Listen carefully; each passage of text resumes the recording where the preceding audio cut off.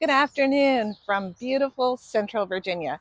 It's definitely a summer day, and I need to do a couple of things. The first thing I'm going to do is I am going to harvest some of the Ruth Stout potatoes.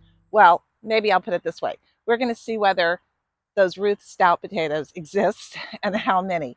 Now, at full disclosure, I have harvested 2 plants out of that bed already, and they yielded pretty well.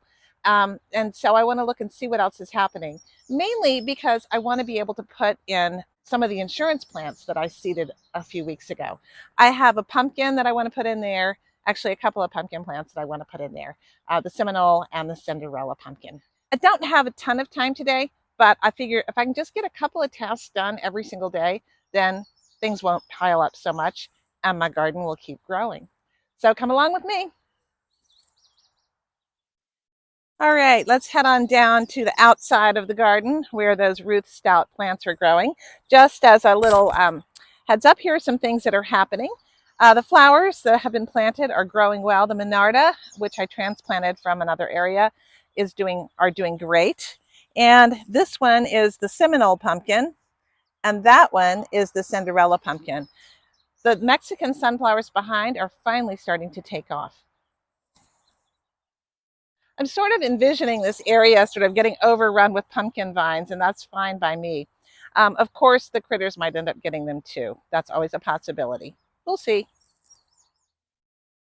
This is the potato bed, the Ruth Stout potato bed that I made a video on. This is my first time ever attempting to do a Ruth Stout method, and I'm going to see what these plants have yielded. As I said, I've already harvested from this area in here, and these plants are definitely ready to harvest. For this harvest, I'm definitely putting on my heavy-duty gloves because I really don't want to be surprised by a spider or something like that and have him bite me.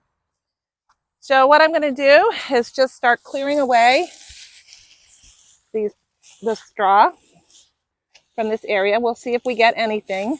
Here's a little teeny tiny potato here.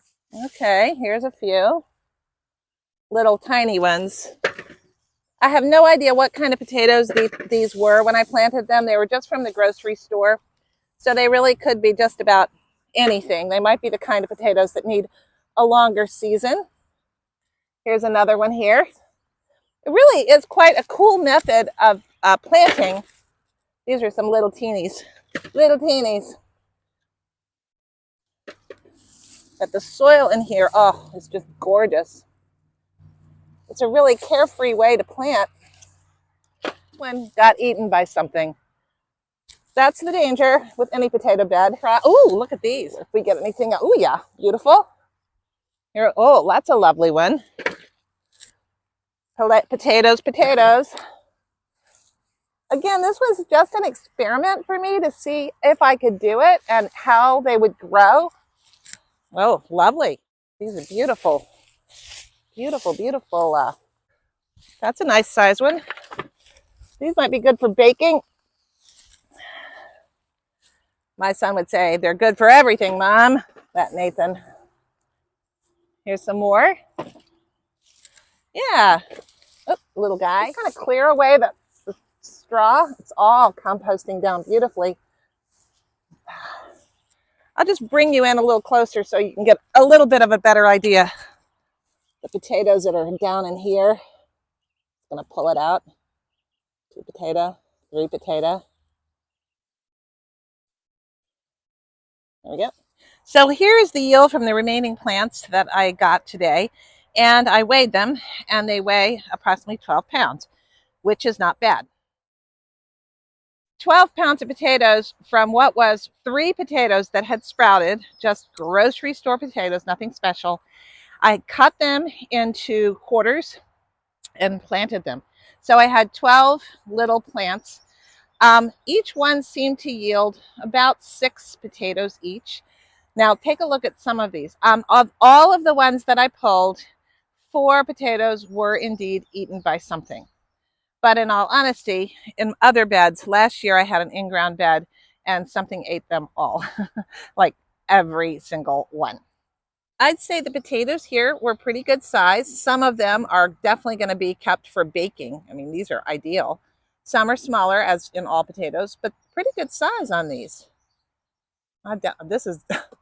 This is definitely a baker.